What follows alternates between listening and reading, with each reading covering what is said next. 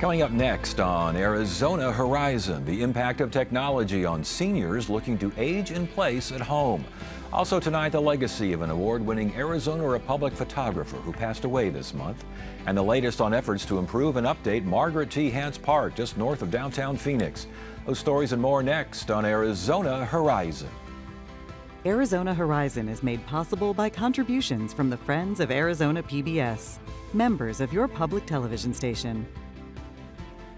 Good evening and welcome to Arizona Horizon. I'm Ted Simons. A new study shows that 75% of people over the age of 50 want to spend their remaining years in their own homes. This as new technology is making it easier for seniors to age in place. For more on this, we welcome Dana Marie Kennedy. She's the State Director of AARP Arizona. Good to see you again. Good to see you again. Yeah. Thank you for having me. You bet. And this is a good one. I like talking about this because it's a positive story. More and more folks are saying, assisted living, not necessarily. I like where I'm at. Exactly. And there's all kinds of technology to actually allow people to age in place. And a lot of people think like seniors don't use technology, and that's actually not accurate. 90% of people 50 and over actually have a smartphone. So they're already using technology. So, and 40, I want to go back to the survey here. 44% say, think they'll have to go to assisted living. They think they'll have to go there, but they'd rather not. That's correct. Many people want to stay in their own home, and they want to stay there as long as possible.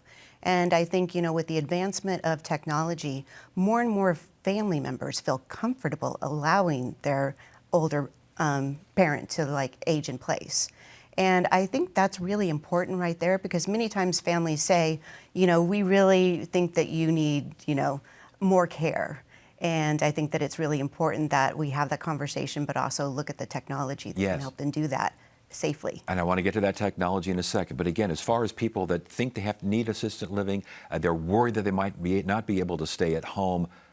Biggest reason, what? Housing costs? Is that like number one? Well, there's housing costs. Also, there's the risk of falling. A lot of people are afraid of falling. Housing costs has gone up, but assisted living facilities are actually very expensive. Yes. So there's a lot of variables that come into play with people being able to age in place and delaying going into a facility. And there's concern, I would imagine, as well for communities and that they're maybe not set up for folks aging in place. Right, absolutely. And we've been AARP has been working on that a lot to make communities age-friendly. So Phoenix, is an age-friendly community. We are trying to build communities where you can raise a family and retire, and there's no reason that you should have to go to a retirement community. Okay, I swear we'll get to technology here in a second here, but when you say age-friendly communities, give me a better definition of that. Yeah, basically that's exactly what it is being able to raise a family and retire, because all the community and the support, you're going to be talking about Hance Park, there's a community park, so we are building communities where people can thrive. And part of that is making sure that our public spaces are activated. Yeah. Okay, let's get to technology. Yeah. The ways that, in the old days, compared to the old days, to the nowadays, especially with technology, what's changed? What's made it easier to age in place? Oh, there's so much that has changed. You've got smart locks. You've got thermostats that you can program. You have all the smart homes, basically. I have a friend who her aunt was in New York City. They put a camera in her kitchen, so they knew exactly when she got up in the morning, that she took her medication. And you can also kind of monitor to make sure, people are afraid that they're going to leave on the stove or something. So you can monitor with a camera that way as well. And so there's a lot of smart technology that allows somebody to be able to monitor their loved ones from afar. You mentioned a smart lock. What does that mean? What does a smart lock do? It means you can lock it from a distance? Yeah, lock it from your app, from your phone. I got you. Yeah, I can unlock my phone right now just from my phone. So if your aging parent is having a problem, they lost their keys or something, you can actually just make sure you have the app on your phone, and you can monitor it that way. I'm seeing smart pill organizers and smart walkers. There's a little bit of everything. So if you want to age in place, there's a lot of different technology that will help you do that.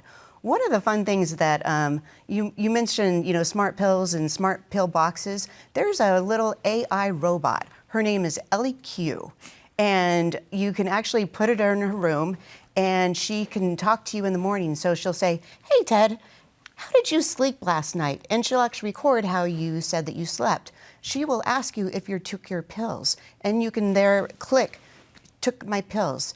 And then the children can monitor all of this, all of these questions. It can also say, I want to do my exercise right now. So LEQ will bring up all kinds of different activities that she could do at home to make sure that she's getting her activities done.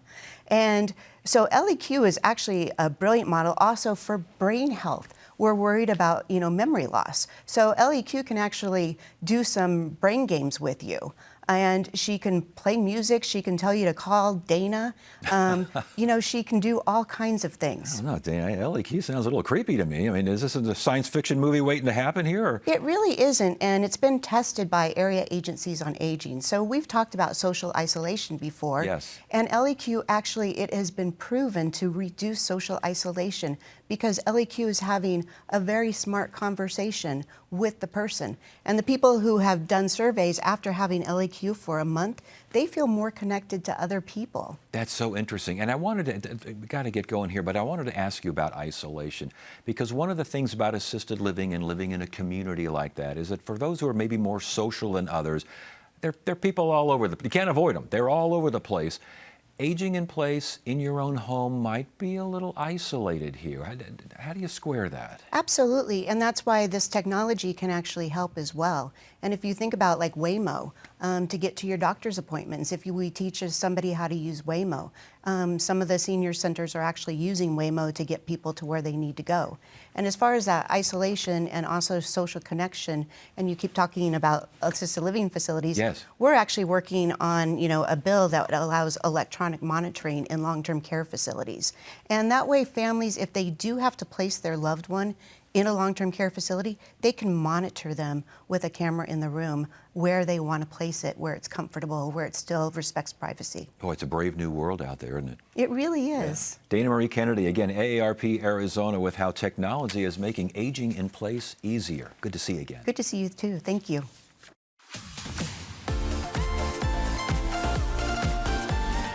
Make sure you have an empty stomach. I wanted more. Quite frankly, some of the best food I've ever had in my life. Gosh, there's so many good things about this restaurant. I'm Chef Mark Tarbell. Welcome to Check Please Arizona, the show where Arizona residents recommend their favorite restaurants. It's not what you expect, but it's good. So who had dessert? Watch Thursday at 7 p.m. on Arizona PBS. Hiking isn't just about reaching the summit. It's about experiencing beauty that can only be found where the earth meets the sky. I have done a lot of hiking in Arizona. This trail is going to get intense. I might be a little out of breath. And this is just the beginning. Watch Thursday at 7:30 p.m. on Arizona PBS. Ah, the peaceful villages of midsummer, host to lovely parties, friendly neighbors, and she's been murdered. Dead bodies. There's a surprising quantity of dead people in there. But Tom Barnaby is on the case. Oh, I see. And he has a new partner. Your tie is crooked. Thank you, sir. And you don't get Sundays off when you work with me. Great. The fiendishly clever series... Stop! Please. Midsummer Murders. Thursday night at 8 on Arizona PBS. Rob Schumacher was a longtime award-winning news and sports photographer for the Arizona Republic. He died last week at the age of 62. His work included covering a dozen Olympic Games, 7 Super Bowls, and 9 Masters golf tournaments, earning him numerous awards from the Arizona Press Club, the Associated Press Club, and the Arizona Newspaper Association. Michael Chow is an 11-time Arizona Press Club Photographer of the Year, and he worked with his friend Rob Schumacher at the Republic.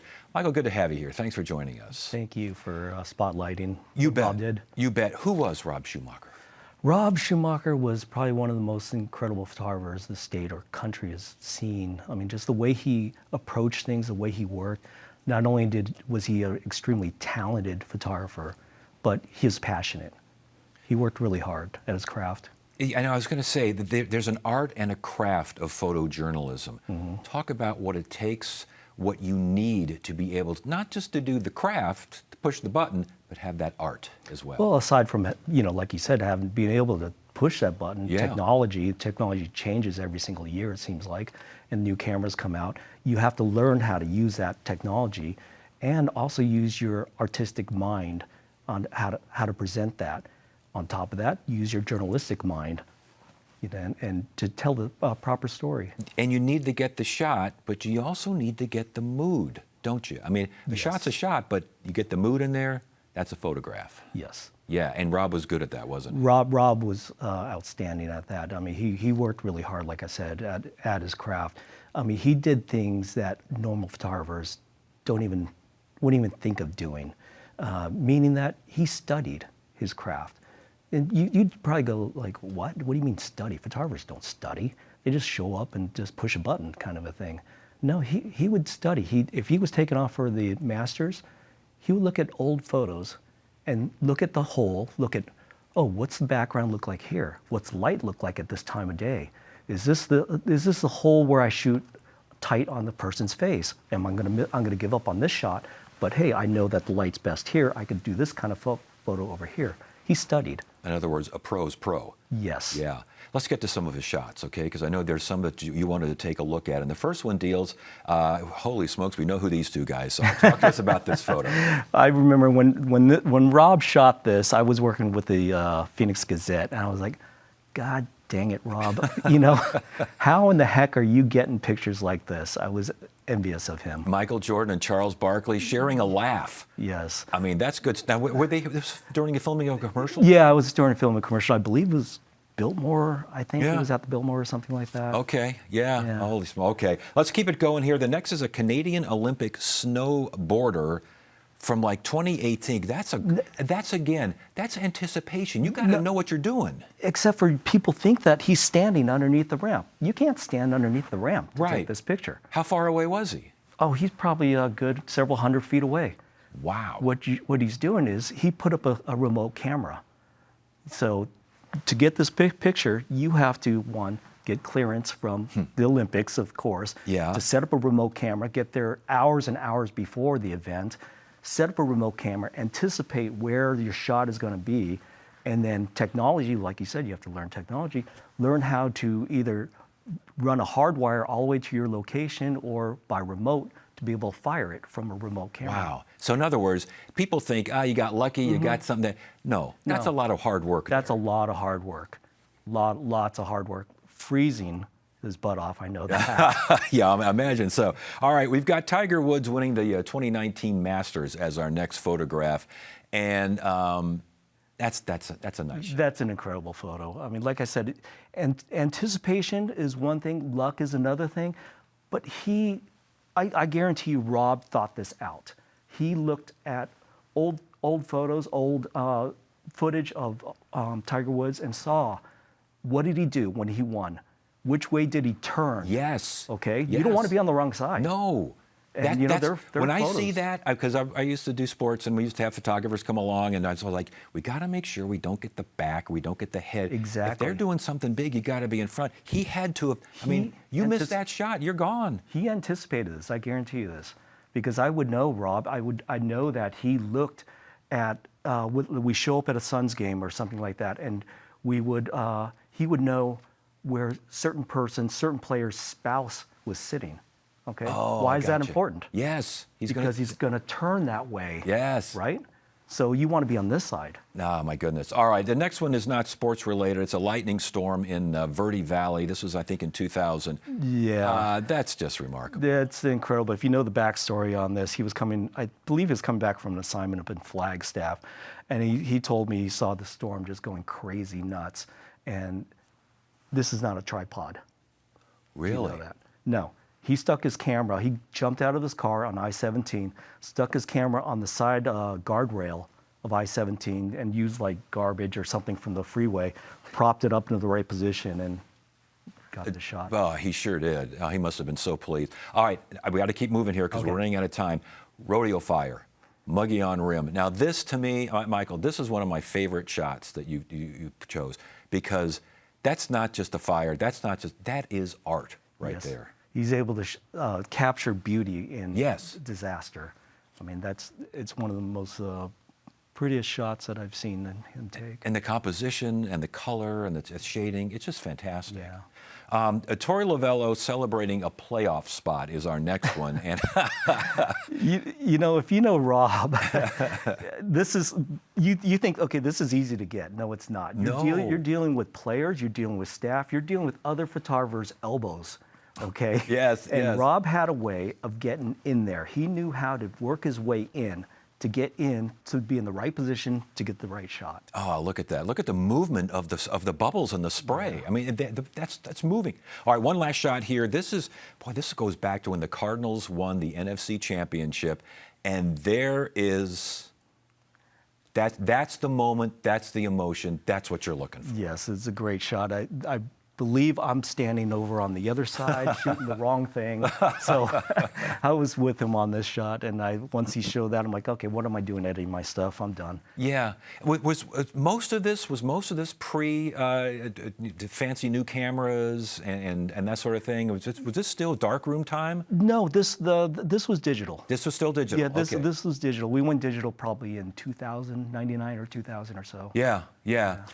Last question before you go. Obviously a friend, coworker, compatriot, peer. What will you miss most about Rob? You know, Rob knew whenever we went out of town, he knew the place to eat. He said, okay, after we're done, we're going to Olivera Street or something like that. He knew the restaurants, he knew where to go. Yeah. So he knew where to stand to get the good shot, and he knew where to go to eat after he got the good shot. Yes, he did. Yeah, and I know you'll miss your friend. And Rob was just here a few days before he passed, shooting one of our candidates in conversation. He did a lot. He did a lot of news stuff and a lot of sports stuff, and he was your friend, Michael Chow. And you're a great photographer in your own right. Congratulations on your career, and thank you so much for joining us in this. We really appreciate it. Thank you. A lot of the plants that are still here, especially like the cacti, the saguaro is one that is really prominent to the people, to the O'odham community. We have a lot of respect for the saguaro itself, or the hashan as we call it. It also provides us with the fruit, and it also provides us with materials for our houses, our ramadas or watos. In the summertime when the fruit is ready to be harvested, it's what we call our new year. And it's to reflect on everything in the past year, but also to look forward into the coming year to what's coming up. And at this time, they would do certain ceremonies, whether in different communities or just within families. They would sing traditional songs to bring the rain. Because you live in the desert, we need the water, again, to survive.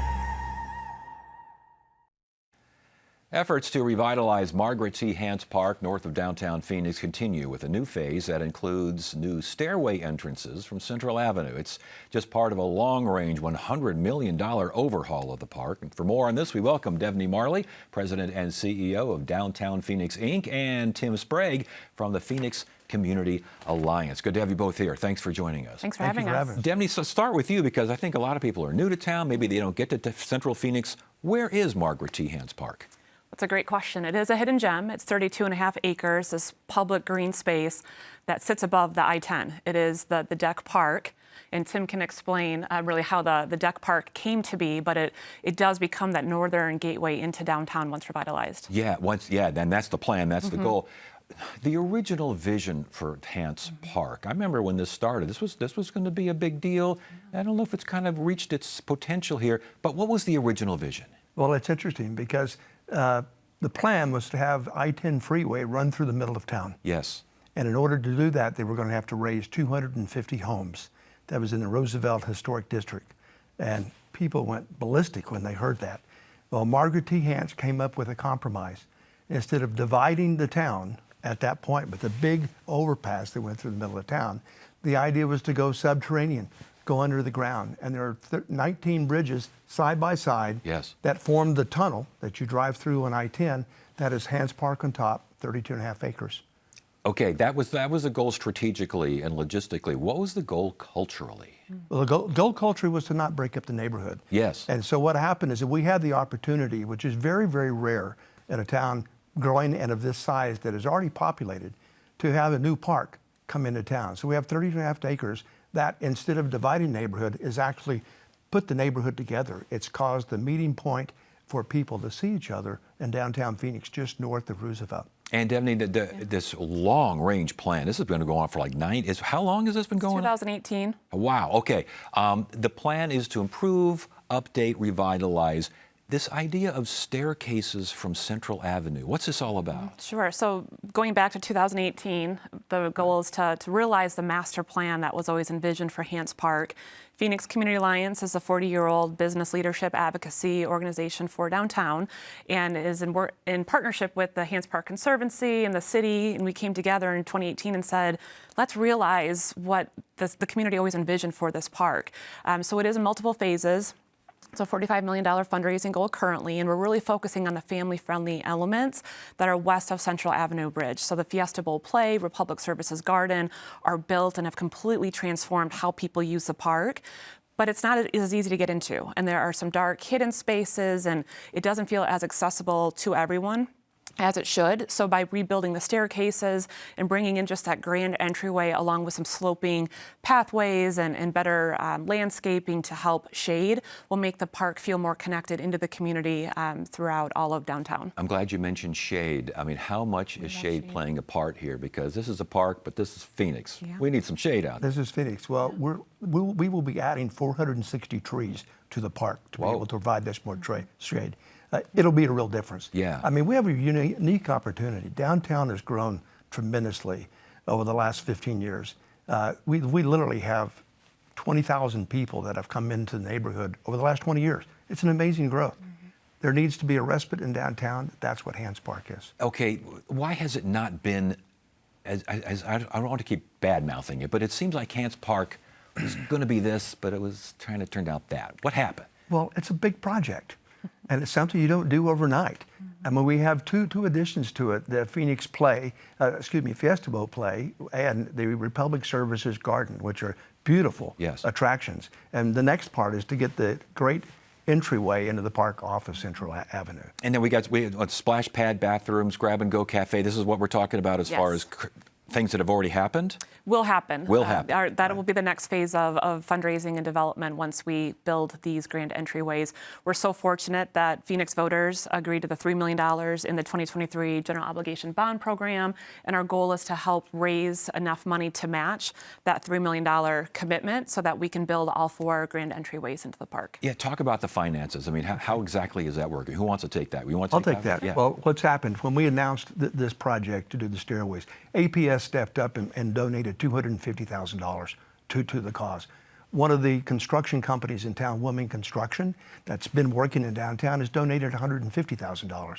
So we're now in the process of going out to people that have built the city and say, come in and be part of this project. When does construction on this particular phase begin? It'll begin when we finish the fundraising. We estimate that's probably 18 months plus. 18 months, something along those lines. Yes. Are you getting more of a play from some of these folks that you're looking to help fund? I mean, are they buying into this? Absolutely. Yes, they are. You've mentioned the amount of new residents downtown. We've added 15,000 apartment units since 2,000, 12,000 of those were delivered since just 2015. Right. And those are the companies building those apartment complexes, the multifamily developments that we're talking to, those who have built around the park and whose residents are really benefiting from it. Yes. And they understand the community impact and the community give back element. I think it's what makes downtown so special, just the shared values that so many businesses have in the community. Well, and if you're trying to attract people downtown, it's kind of nice to have a jewel of a park, and that is the goal, is it not, to have this be what people think of when they think of parks in Phoenix? Well, think about it.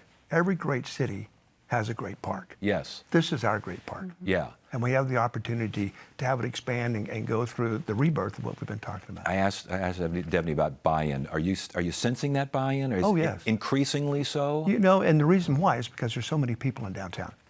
I mean, right now, if we'd had this conversation 12 years ago, I'd say, you know, we're out there. But right now, what's happening is they see what has happened, the product of their activity. Okay, where can people learn more about what's going on? Maybe if they want to help a little bit, where can we get more information on this? Well, they can go to the Hance Park Conservancy site. It'll have information about that, hancepark.org and hancepark.com. Be able to find out more about it. And you'll be able to learn how they can get involved. Yeah, yeah. And are you confident? Are you optimistic about this? Absolutely. We've already raised very impressive elements within the park, and this is just the next phase of our work. All right. Yeah. Well, very good. Well, congratulations on the work so far, and best of luck on the continued success here. Devney Marley and Tim Sprague, both dealing with Margaret T. Hance Park, just north of downtown Phoenix. That's right. Just a touch. Good to have you here. Thank you. Thank you. And that is it for now. I'm Ted Simons. Thank you so much for joining us. You have a great evening.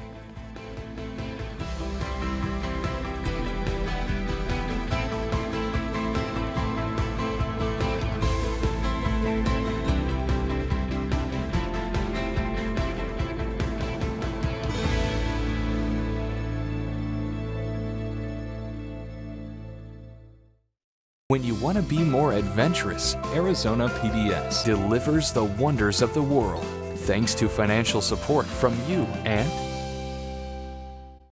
the Greater Phoenix Chamber is here to help your business grow and thrive with an abundance of